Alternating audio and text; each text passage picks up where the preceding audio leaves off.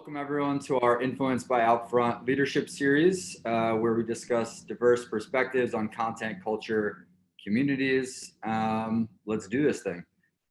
Today we have the one and only CBH, Chris Beresford Hill, current Chief Creative Officer at Shy Day for 24 more hours. And then he's moving on his way to be President of North American Advertising at Ogilvy. So congrats. We look forward to your new out-of-home budget. But I guess a little bit of background, I'll start, and then Chris, give us a little background on you. For our non-OUTFRONT employees tuning in, my job over the last few years has been to show and prove basically the connection between out-of-home and social media, and how it plays a role in culture, etc. And when we pair the two together, social and out-of-home, how brands can really increase their targeted impressions, both online and offline, amplify their messaging, their brand story, and drive those offline to online engagements. So I always say, hence why you're here, that creative drives that social conversation. So one, shout out to all the creatives, but specifically OUTFRONT Studios, our in-house creative team. And then obviously wanted to pick your brain and bring you on here, Chris, as a creative yourself. So if you could kind of just start, give everyone your background a little bit, and then we'll jump into the crux of it. Hey everybody, I'm Chris. Thanks for having me, Max. Thanks for having me OUTFRONT. So I am a copywriter by trade. I started my career writing automotive brochures in Boston, and eventually graduated to the more creative assignments. And then over the course of my career, I spent time at Goodby Silverstein in San Francisco, working on brands like Saturn, the NBA, Elizabeth Arden, all kinds of stuff. Then I've spent time in New York at Saatchi & Saatchi. I spent 8 years at BBDO New York as executive creative director, and then most recently spent 4 years at TBWA Shy Day New York as chief creative officer, working on a lot of really fun brands from Nissan to Pepsi to Accenture even. Yeah, so all the good Super Bowl commercials too. We'll give you credit for those. Yes, every single one of them. So we'll also take questions during this and after, so feel free to submit anytime. We'll keep an eye out so we can answer anything that might be timely to what we're talking about. But to kick it off, just want to throw it to you, Chris, obviously, because there's no one else here. So favorite few campaigns that you've worked on either recently or in the past, whether they included out-of-home or not?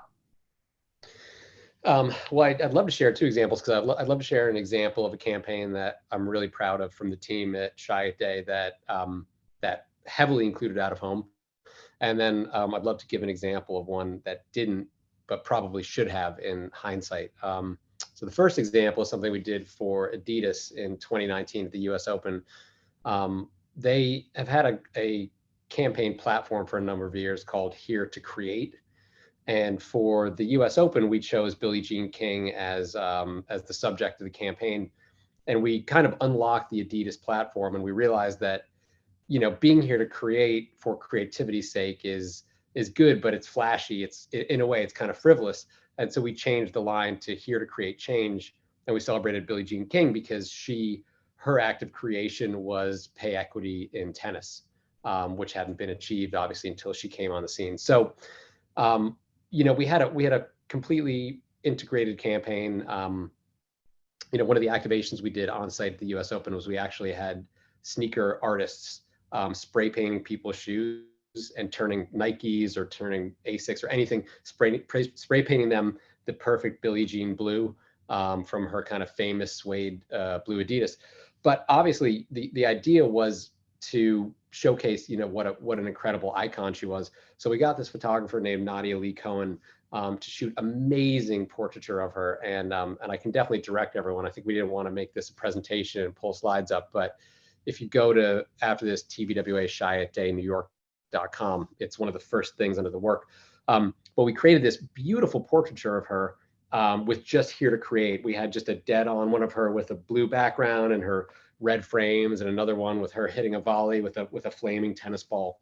And the work kind of, it was all over New York, and people were taking pictures of it, and it was that beautiful thing that happens when you do something beautiful and out of home, and it organically translates to social, where people you create Instagrammable ads. But what was truly shocking about it to me was that it played so well that it won a gold lion at Cannes, and in the out of home category at Cannes, for any of the creatives or anyone that watches awards, typically the things that win big awards are highly conceptual. They're essentially print ads or really clever ideas translated to out of home, because people, when they're judging work against work, beautiful photography, elevated lifestyle, really reductive, simple things don't really bubble up, because you're comparing the novelty of the creative idea. But this work was just so in your face and so fresh that it just, Billie Jean King on her own on these different sets, you became an award winner. So that was incredible. If it didn't live on out of home, it still would have won an award? Do you think if it only lived in TV or like certain prints, like magazines or whatever, do you think it still would have won an award? Not taking away from your work, but just saying, like, do you think the out of home, how it created that social buzz and like people talking about it, do you think that was like a step up from what it would have been if it didn't exist?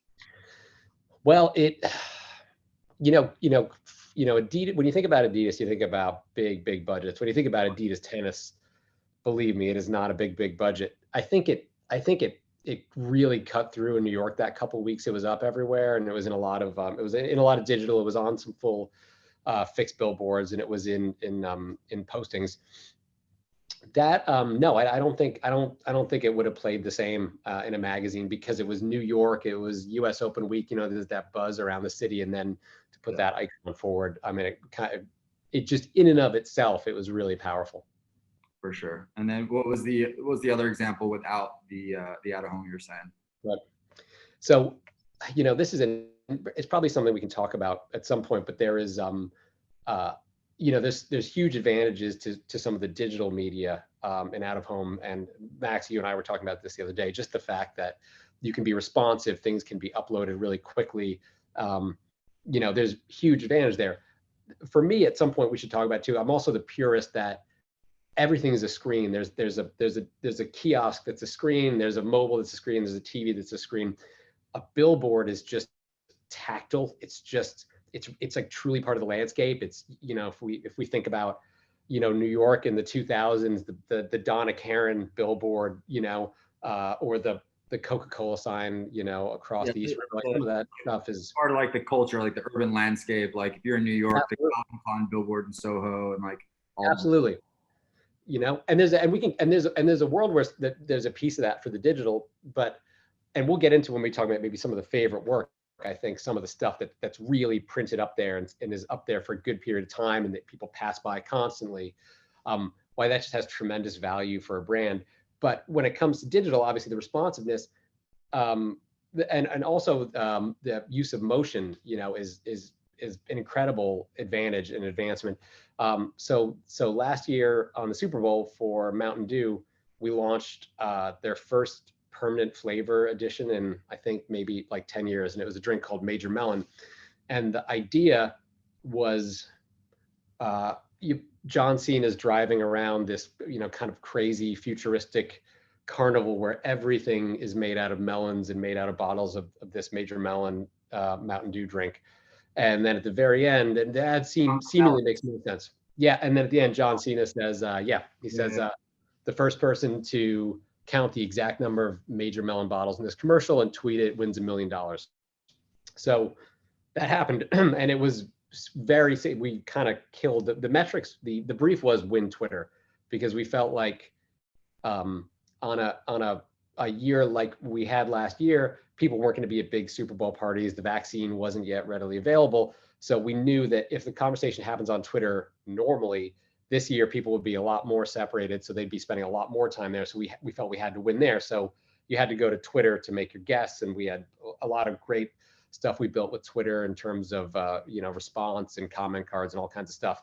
So there's that, but obviously we wanted a long tail for the campaign, and I think something we really should have taken advantage of in hindsight was using digital out of home and creating bottle counts where you're waiting for a subway, waiting for a bus, you're standing on a street corner.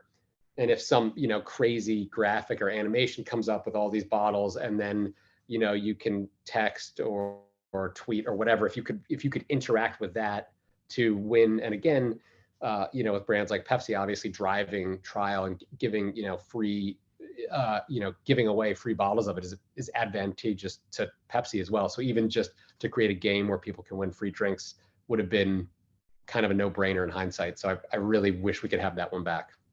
Yeah, no, I mean, I remember that commercial because I was like, oh, there's no way I would have ever, even if I had DVR, there's no way I would have ever counted all of those.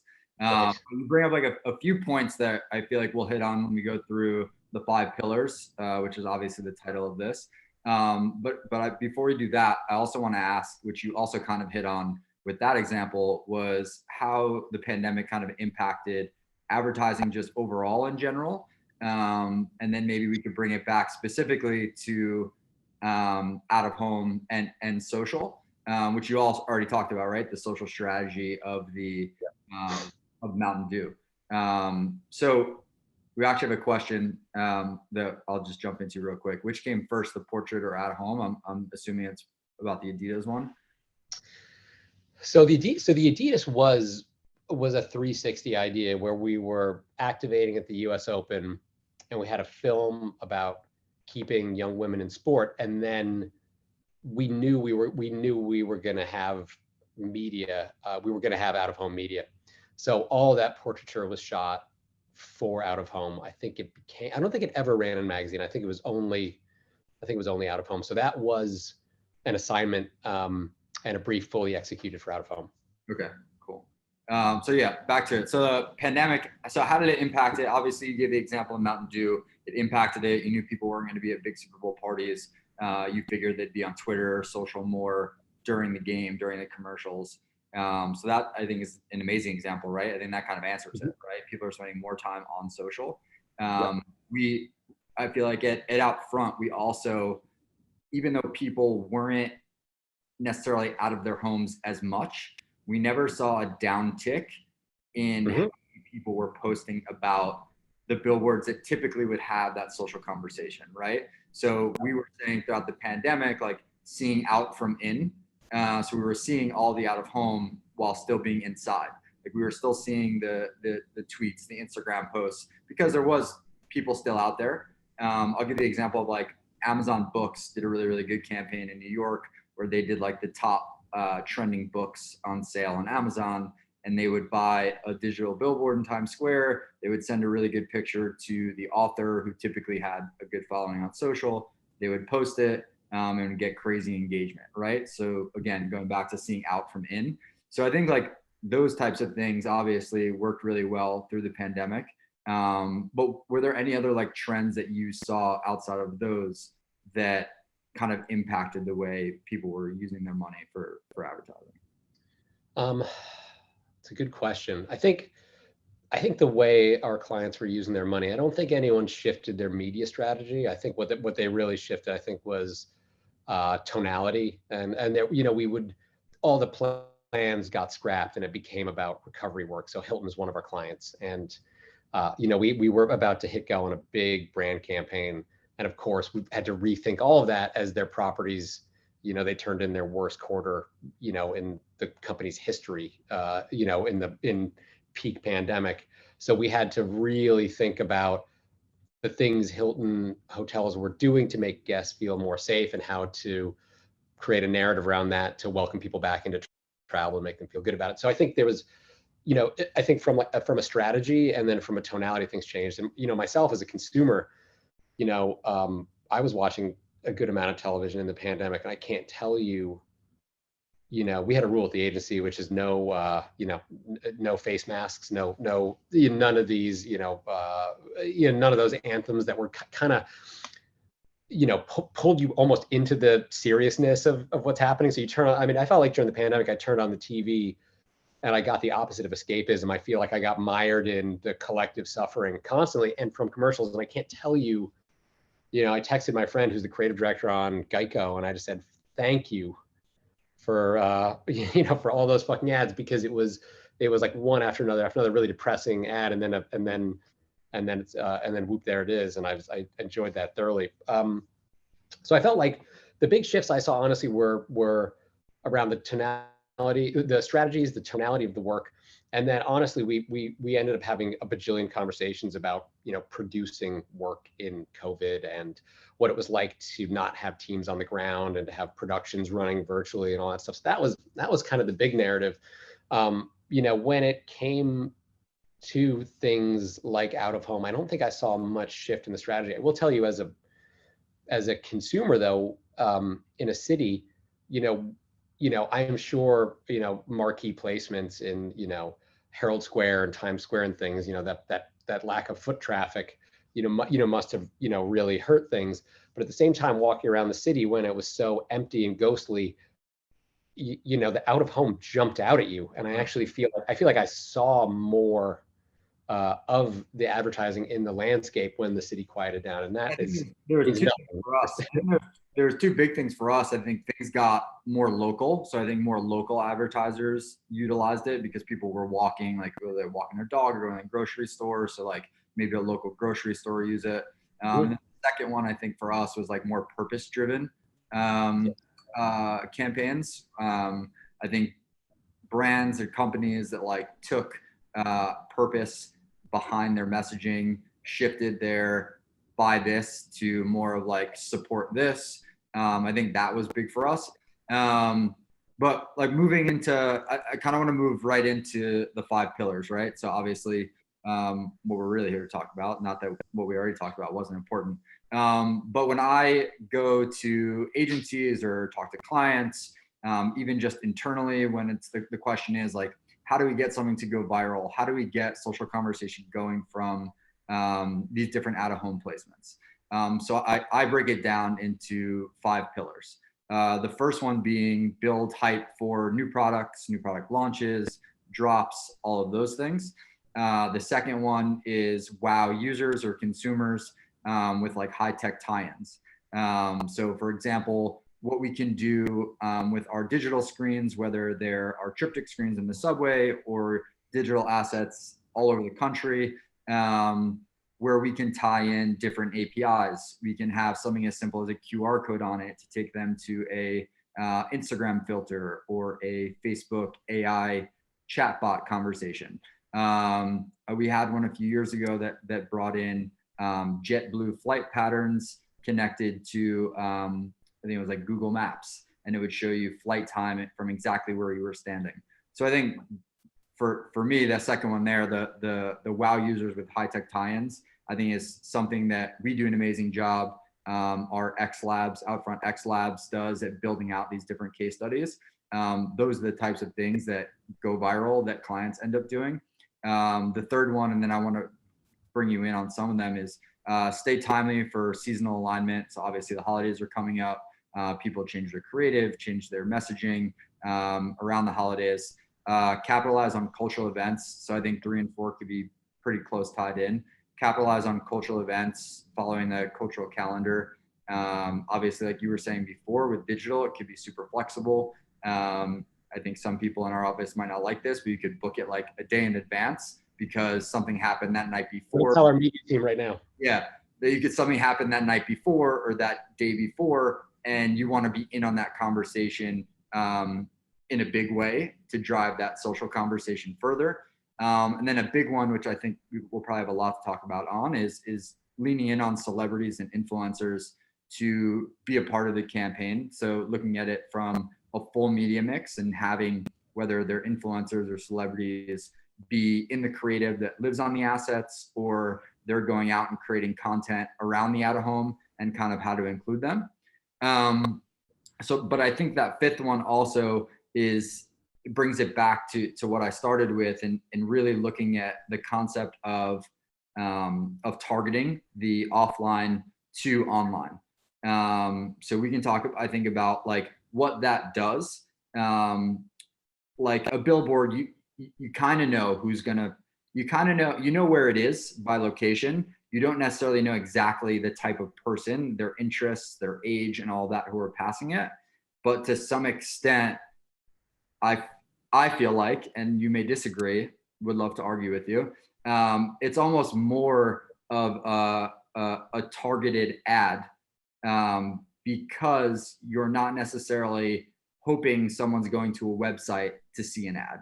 You're more so knowing where that person lives their life, goes to work, goes to the grocery store, whatever it is, that might see it. We can argue about something at some point we want, but I don't think I would argue with that. And I think, and I'll say this, unrehearsed, uncoached, because I have 24 more hours at TBWA, and then I have a gap. So I'm saying this as a free agent, but I still believe in the work in the real world much more. And I feel as though sometimes performance marketing and hyper targeting, first of all, I think I, as a consumer, have trained my eyes to, I'm not aware if I've seen a banner or if I haven't in weeks, because I think my brain has wired itself to avoid it. And I also think my scroll finger goes right by it. But I also find there's something with some of the targeting that takes place in digital media, that it just feels really blunt and on the nose in a way that that I want to bypass. If I've just bought a protein bar on Amazon, I'm like, I already know they're going to serve me a fitness mirror, a minute later, and it's all just so, it actually just feels so transactional and robotic. Yeah. Whereas, a street corner has a vibe, and of course,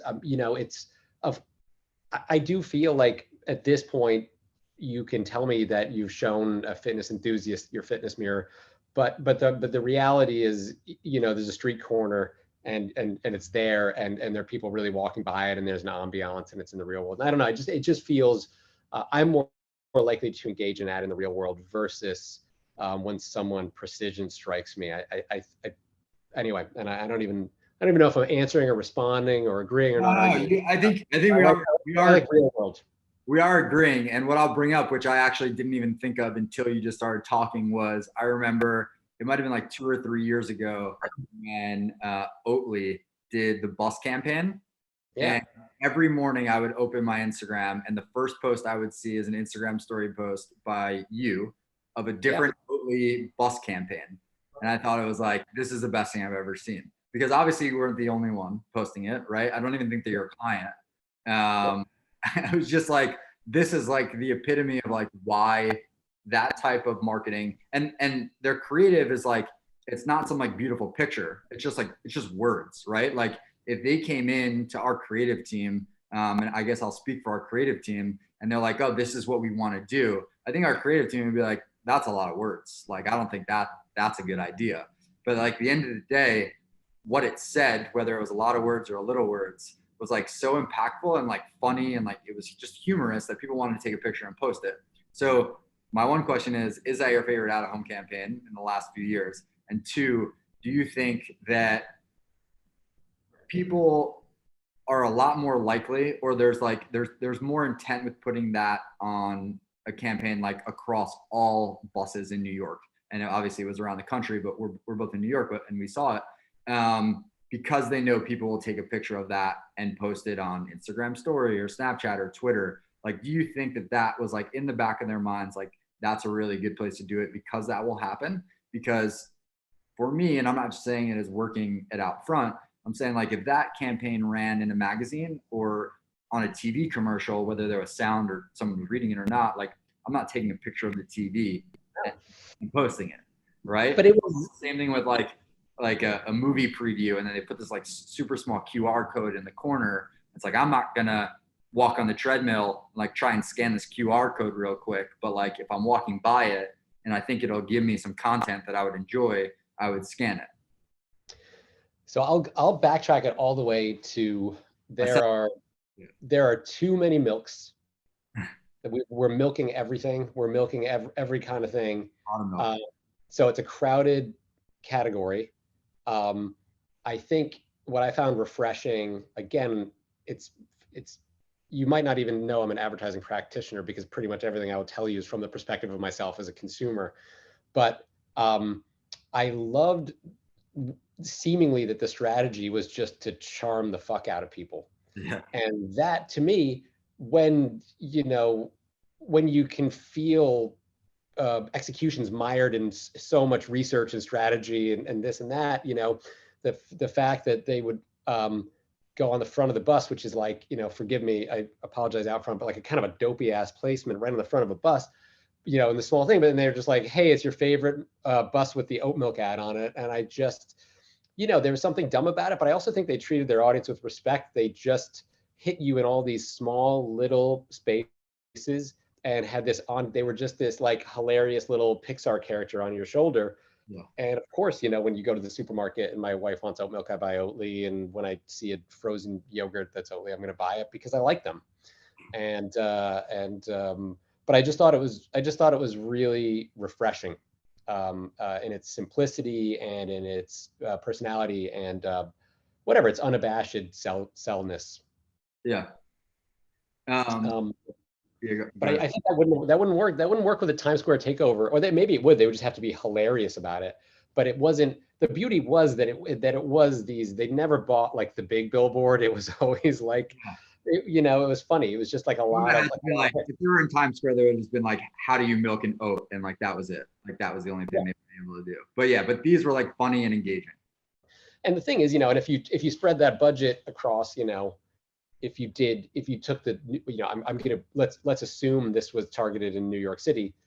I don't know if it was or wasn't. You might, from like an impression perspective, do better if you split that around like 4 markets. But the volume of it and that kind of consistent conversation we all had in New York with Oatly for that few months was worth it. Yeah. And I think spreading it out would have kind of taken away there was this, they were kind of charmingly annoying and all over the place. And that was part of it was a very cool kind of transit bus subway takeover. Anyway, I thought it was great. Yeah. I think their markets were New York, LA, Miami. So like clearly very oat centric markets. But on the end of what my long rant was before you answered the first part was the like the QR code stuff. So I think like back to what we were talking about in the pandemic, I think for me being at OUTFRONT, like in my probably first year, I was probably like, why has no one used QR codes on out of home? And at that point, I believe there still was no, it wasn't in the iOS software where you could just open up your camera and you could scan it. And there was an app you needed, whatever. But fast forward a few years, like not an issue. Like you open up your camera on any phone at this point, you scan it, it goes directly to the website or whatever it brings you to. And still in the US specifically, like if you go to Asia, like every billboard, every out-of-home campaign has a QR code, like it's normal. Still in the US, it wasn't adopted like very quick. And I think the biggest thing, maybe from a creative standpoint, the biggest thing is like, oh, the QR code's ugly. But also like you see a QR code, you see it next to a brand that like, or something that you could be interested in, like you're just gonna scan it. Like this is consumer habit. But the pandemic really sped that up because you couldn't go to a coffee shop. You still can't go to a restaurant now and not have to scan a QR code to like get a menu. So I think we've seen a big uptick in like QR codes on out-of-home creative, whether it's opening it to ticket sales or a website or whatever it is. Do you see that happening more and more? And do you think that kind of opens the door up into these other like immersive experiences, metaverse, and these immersive experiences that can start in certain places with out of home? Well, I mean, I think I was along that QR code journey where pre-pandemic it was like, so I have to scan that to essentially go to a URL. That seems preposterous. And then of course, everyone went to a restaurant for the last 2 years, and all of a sudden it's completely normal, and there's nothing weird about it. I think, I think they're absolutely great. I would put them anywhere. However, and I'm not even opposed to the far be it for me to say that they take away from the aesthetic, because I think, that's, ads, there's a place for beautiful ads, there's a place for functionality. But I think that, I think it always, for me, comes down to, what are you delivering, and that I would absolutely put that QR code up there if you've got if you've got something great on the other end of it. I don't think, if you're sending someone to Oatly.com, just put Oatly.com. But if you're going to give someone a portal to your brand's universe, I encourage you to do it. But I would also, I also am fearful that, whatever's on the other side of it might not be worth it, or it they might not deliver at this moment in time. So, I think I am not against QR codes at all, but, if you're going to tell me you're going to portal me to an exciting new place, it's got to be pretty good. Yeah. Or like exclusive content. Maybe you're not going into an exciting new place, but like exclusive content or a preview or something like that. Yeah, that's good. I would imagine for posters that are not, not necessarily creative advertising, but, I'm is it on every movie trailer poster? It should be. Yeah. But, yes, if you were for music, for movies, I mean, I think I saw Billy Joel one on the way over here, and, and I think there was, again, something you could bounce out and listen to Billy Joel, and it was probably advertising his Madison Square Garden stay. So that, I mean, when you're selling content, I mean, as a gateway to a preview or trial, it's no-brainer. perfect. I forgot we have questions, so I'm gonna just jump into questions and see what we got. What brands do you think are embracing the connection between out of home and social the best in terms of their advertising and marketing? I think I probably will. I'll talk mostly about out of home because I feel like my head's around it. I probably have to think really deeply and chat with some social strategists about the social landscape too, because that is great, but there's so much going on. I think with out of home, I think it's interesting. It's like it's the two ends of it. It's the brand new, it's the direct to consumer, it's the highly modern brands, whether it was, Casper, which I think many of us remember doing a ton of transit work before they were in malls and when it was a Instagram swipe up. So, a lot of those, and the Brooklinens of the world, and Warby Parker, and all the D2C disruptive brands used out of home brilliantly. I just think they hit people on their commutes, and they were there, and there was that very clean, very pastel, a lot of line drawing aesthetic that was kind of modern and clean. And that was, so all those brands I feel like, did a great job. And then I think on the other end of the spectrum, the best brands in out of home for me happen to be the best brands in the world. I do think the role of striking high impact, iconic out of home placement is completely synonymous with the best brands in the world. So Nike, brilliant out of home, Apple, brilliant out of home. And a lot of the creative platforms, because Apple is a TBWA client, a lot of the creative platforms on Apple have to be so simple and reductive that they work in out of home. And I'm sure everyone on this knows the Shot on an iPhone campaign. Yep. But that keeps evolving, and it evolves, and it shows up in your life. They do films, but you don't really remember the film.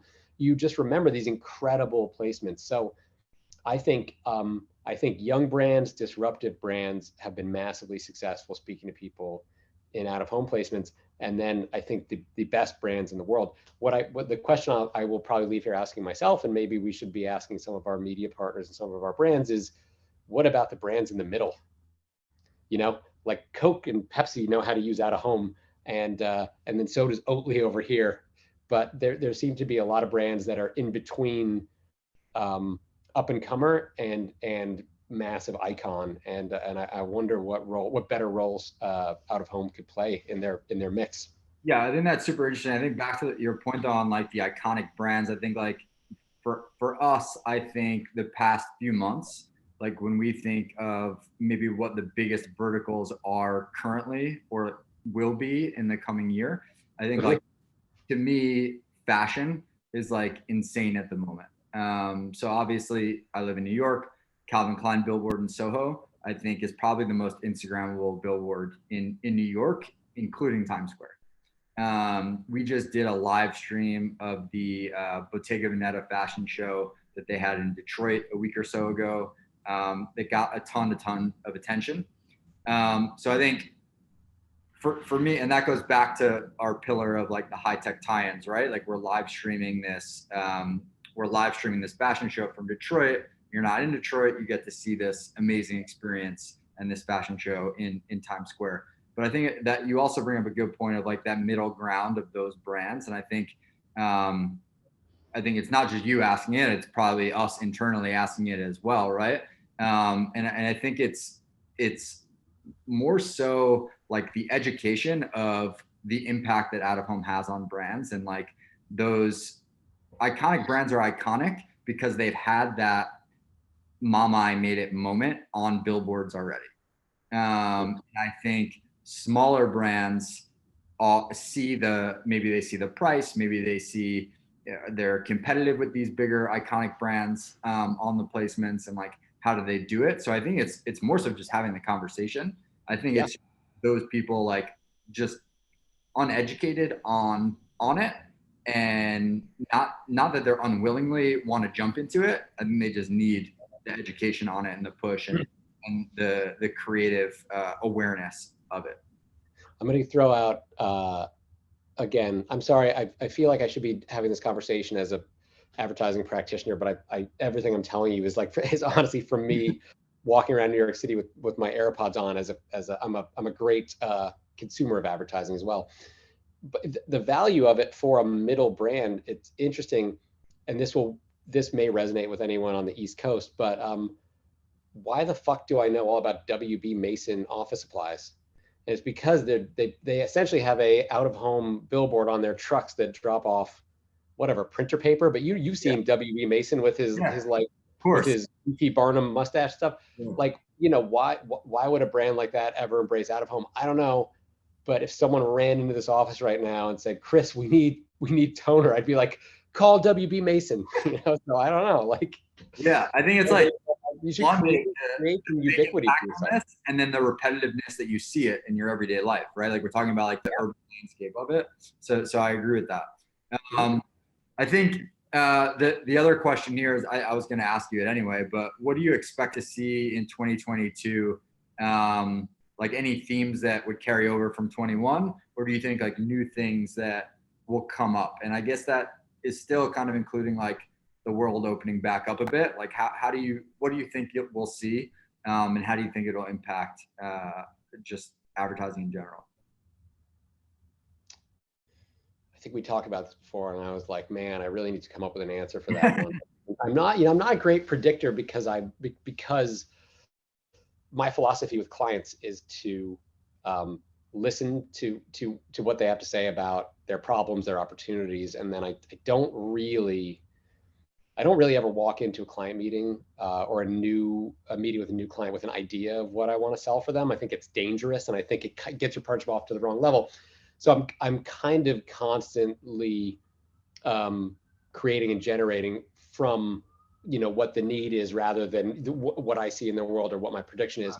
So in that regard, I'm usually a little bit blind on that, because I think we, foolishly or not, I think we just tend to try to believe that we can set the trends by thinking that way rather than looking at what's happening pattern wise. I will be how about this? This is I will be interested to see whether I personally am not much a fan of micro influencers. I think micro influencers tend to probably have followings that seem a little dubious, and I'm not really sure how many people micro influencers are converting. But some of the bigger influencers with the bigger followings that create, more specialized content or better content, I will be interested to see if they, much in the way Casper built their brand on Instagram and in subways, and now they're in malls, and they're going to end up needing to call someone like me to write a commercial for them because they've gotten big. I wonder if the power of the big influencers that are great. I'm putting micro influencers over here, but proper influencers over there, I think are huge. I will be curious if there are some TikTok famous influencers that find their way to the fashion billboards. And instead of pulling celebrities out of the Olympics and out of the Grammys and out of Hollywood, I would be interested to see if if that crossover happens, because I think that, and I know it's starting to happen a little bit, but that's something I would be looking for, pulling them out off the platforms. I think there's like two good things from there. I think so TikTok in general, I think is increasing a lot of awareness of just advertising in general. I mean, we see a ton of it, including out of home. But I think TikTok's now allowing like clickable links, serving paid ads through some of these TikTok influencers. But I also would, maybe this is where we disagree. I think that the big influencer will always exist, will always live. I think the micro influencers are seeing more money right now. Not more money individually, but more money being put into their micro influencer budget because it's a more specific audience. I'll give you an example of one that we're doing right now. It's not a huge national advertiser. It's for Long Beach Ballet, specifically for their Nutcracker show. And they wanted micro influencers in LA, in Long Beach area. We have 5 influencers working on the campaign right now, and they're almost at sellout, like 2 weeks into the campaign. And they are giving a lot of the credit to those influencers posting links, sharing content, going to the show, sharing content. So I think I would agree on what you're saying on those types of middle brands and pulling from the TikTok big fame and other big, I guess, mega influencers. But I also do think the micro influencers are still going to see a pretty dollar in the next year, because a lot of money is being allocated into that more specific local audience. So maybe it's not from national brands, but it's more from local brands using influencers for the first time, or a smaller scale or a smaller budget. And that's kind of where I see it. And I think the last topic I'll throw out there is just NFTs. If you don't know what an NFT is and you're listening, it's a non-fungible token. Those crazy apes or whatever you see, but those have pretty much taken over Times Square digital screens over the last few weeks. What I see from an NFT standpoint, where out of home sits, we did the first NFT out of home exhibition with Greg Mike, an artist from Atlanta, and his gallery, where you could actually go to any of the digital screens it was on all over the country, scan the QR code, and be brought to that marketplace to actually purchase it. So you didn't have to be in the physical gallery. That is like the most simplest form. But where I see NFT just in general going is the consumer focused NFTs. So whether it's a brand like Adidas or Under Armour, whoever, selling more consumer facing NFTs that have this attachment to a physical product. And I don't know if you see or heard of any brands, you don't have to be specific, like working in the more consumer facing NFT space, but how you see that kind of affecting any, whether it's out of home or any advertising avenue. Well, it's a good topic, as I think the fun thing about NFTs for anyone on this that is familiar with them, if you're not familiar with them, listen to one podcast and then you're an expert. That's how NFTs work.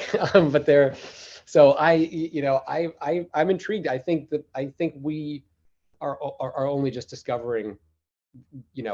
I feel like the way they're, even just the minor evolution from the crypto punk, or the you own the I don't even know, it's the rights, but you own this one, anyone can look at it but it's yours, to some of the tokens coming with perks, or even with what Gary is doing with VFriends, even that these NFTs unlock dinners with him. And so you're looking at a world where these things, and of course if we're talking about work for good, the way when they're transferred, there's usually a royalty, and whether there's NFTs for good, that when they're transferred, that royalty goes to a good cause. There's just these incredible opportunities.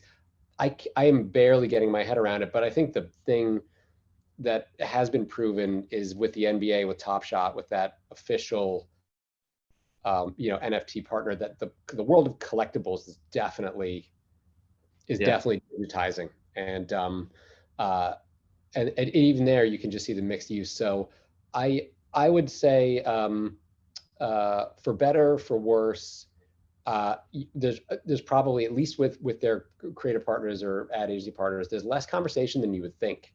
Yeah. I think there's probably a big rush to do, as we know in creative advertising, the first blah blah blah, first ad on the blockchain, first, and so I think there was like an immediate gold rush for someone to make a French fry or a Nissan Z or a Air Jordan, like the first NFT there, and then I think all the other brands probably gave up when it's been done a million times.